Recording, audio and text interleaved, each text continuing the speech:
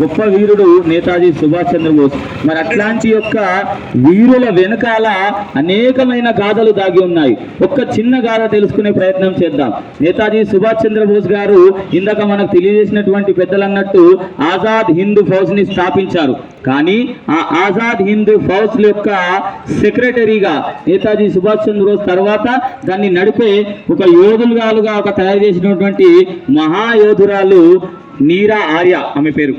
ఆ నీరా ఆర్య గారు నేతాజీ సుభాష్ చంద్రబోస్ గారి యొక్క అడుగుజాడల్లో నడుస్తూ ఆజాద్ హింద్ ఫౌజ్ని ఒక ప్రత్యేకమైన ఒక వీర మార్గంలో నడిపించడం జరిగింది.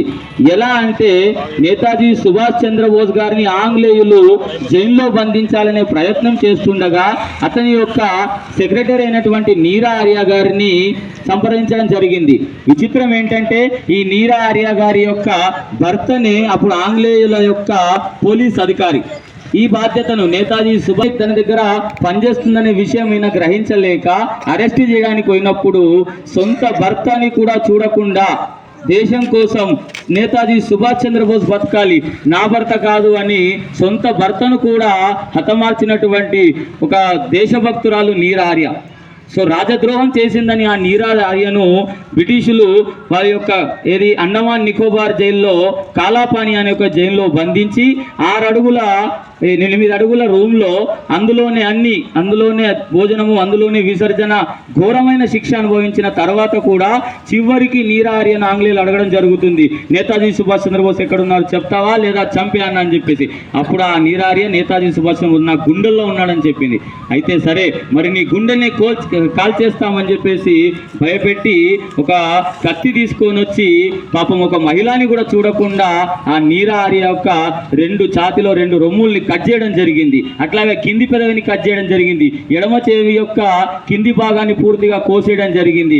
అట్లాంటి దీనమైన పరిస్థితిలో కూడా నేతాజీ సుభాష్ చంద్రబోస్ ఎక్కడ ఉన్నాడని చెప్పకుండా భారతదేశం కోసం పనిచేసినటువంటి గొప్ప యోధురాలు. అంటే ప్రతి ఒక్క రియల్ హీరో భగత్ సింగ్ కానీ, నేతాజీ సుభాష్ చంద్రబోస్ కానీ, వీర్ సావర్కర్ కానీ, ఇట్లా ప్రతి ఒక్క రియల్ హీరో వెనకాల పనిచేసినటువంటి అనేక మంది కార్యకర్తలు, పనిచేసినటువంటి అనేక మంది యోధులు ఉంటారని తెలియదు.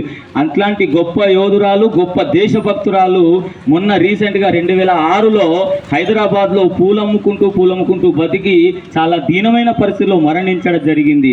ఎంత సునాయాసమైన జీవితం, ఎంత అమాయకమైన జీవనం వాళ్ళు గడుపుతారు చూడండి. అంటే దేశం కోసం ఏదో చేయడంతో పాటు మన జీవనం కూడా చాలా సింపుల్గా, చాలా ఈజీగా ఉండే మార్గంలో మనం చూపించిన గొప్ప యోధురాలు నీరా ఆర్య. ఇట్లాంటి నేతాజీ సుభాష్ చంద్రబోస్ గారి కింద కేవలం నీరా ఆర్యనే కాకుండా ఇట్లాంటి 12 మంది టీంతో, 12 మంది అనే అనుచరులతో భారతదేశానికి ఇందాక మన పెద్దలు అన్నట్టు ఒక 50 సంవత్సరాల తర్వాత వచ్చే స్వాతంత్రాన్ని బయట సింగపూర్లో ఉండి 32,000 మంది సైన్యంతో ఆజాద్ హింద్ ఫౌజ్ నీరా ఆర్య లాంటి వాళ్ళు 32,000 మంది నేతాజీ సుభాష్ చంద్రబోస్ వెనుక ఉన్నారని తెలిసే ఆంగ్లేయులు అంత భయపడడం జరిగింది.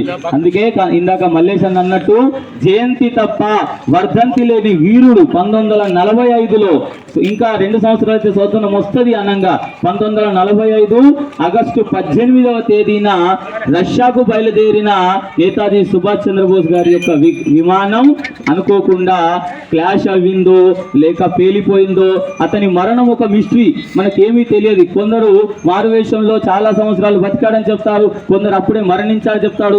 కానీ ఇప్పటికీ ఏ దేశ నాయకుడి యొక్క వర్ధంతి వివరాలు తెలియని ఏకైక వీరుడు నేతాజీ సుభాష్ చంద్రబోస్. కాబట్టి ఇట్లాంటి అనేకమైన గాథలు మన అసలు చరిత్రలో ఉన్నాయి. మనం ఈ పొద్దున చదువుకున్న చరిత్రలో ఇట్లాంటి విషయాలు లేవు. కాబట్టి ఇట్లాంటి అనేకమైన తెలియని చరిత్రను తెలుసుకునే ప్రయత్నం ఈరోజు మనం అందరం చేద్దాం. మల్లేశన్ అన్నట్టు మన కిసాన్